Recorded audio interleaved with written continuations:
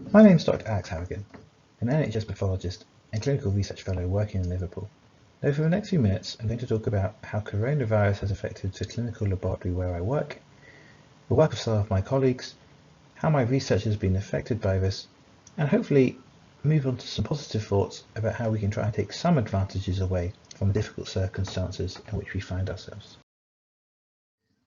Coronavirus in the UK, like much of the rest of the world, has resulted in extensive lockdown, with shops, restaurants, pubs, fast food and sport all having to take a pause. And whilst we start to see a slow return to normality, we've all been affected by this, and many of us have had to consider our working practices and the choice of working from home wherever possible. This is of course a challenge to hospital doctors, in which most specialties require them to be on site to see their patients in a face-to-face basis. But not all hospital doctors, pathologists amongst them, are required to be in hospital on a regular basis to see patients, and therefore we have a duty to explore the options of being able to work from home wherever possible. In order to explore how pathologists can change their working practices in the lockdown, I'm going to use the example of lung cancer biopsies to explore a little bit of the work that we do. I'm going to use lung cancer because it's an area of interest to me both clinically and for my research, but also serves as a reminder that even though coronavirus is getting the headlines and is a tragic disease, all the other healthcare problems haven't disappeared, and it is our duty to try and make sure that people with other health conditions are still receiving the best, most optimized treatment that they can. If a patient is considered to have lung cancer, they might get a chest x-ray, a CT scan, but ultimately they'll need some kind of biopsy to confirm the diagnosis. Two main ways of getting a lung cancer biopsy include a camera going down through the mouth into the lungs to take a biopsy from the inside, like this, or a more rigid needle going through the chest to take a biopsy from the lung from the outside. Once a biopsy has been received, we can look at a microscopic image of it in order to make a determination of if cancer is present and what kind of cancer is there. This looks like a bit of a pink and purple mess, but to those of us a little more experienced to looking at it, we can say that this is an adenocarcinoma. We can also go one step further and look for the presence of particular proteins to help determine perhaps where the cancer has come from, or in this case, looking for a protein called PD-L1, which can actually determine if a patient is likely to respond to a specific treatment or not.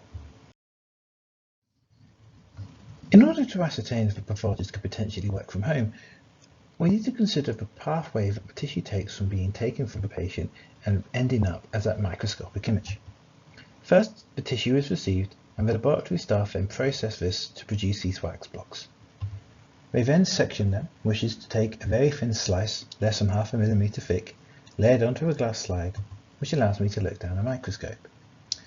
The actual viewing of the image of a microscope therefore would not require me to be in the hospital.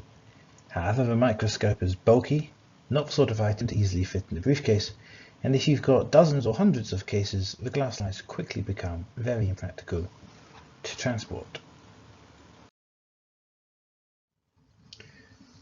Digital pathology provides us with a potential solution to this problem, in which we take a high-resolution photograph of the slide so that it can be viewed in the computer screen instead. This has a number of advantages. In conventional microscopy, looking down a microscope narrows your field of view to a small circle in which you can only see part of the glass slide at once.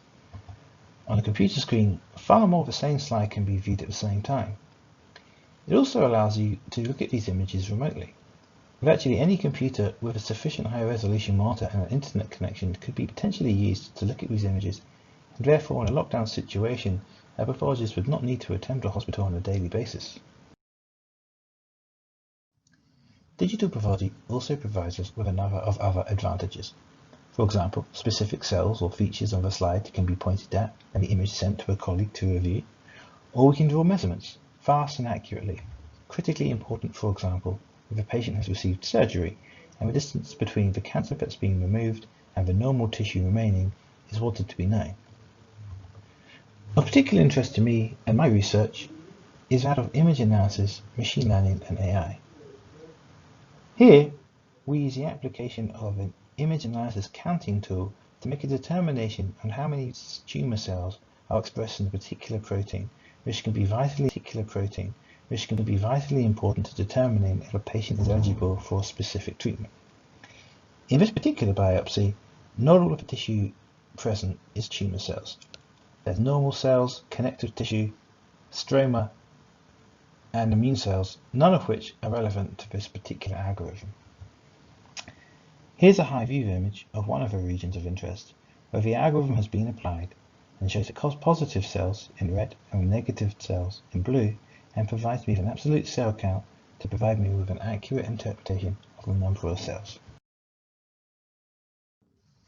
To conclude, coronavirus has presented us with a unique and difficult circumstance in which many of us have been forced to evaluate the way in which we can work from home in order to help maximize the efficiency of the lockdown measures. Digital pathology provides one such measure for the routine clinical pathologist workload and allowing us to work remotely wherever possible.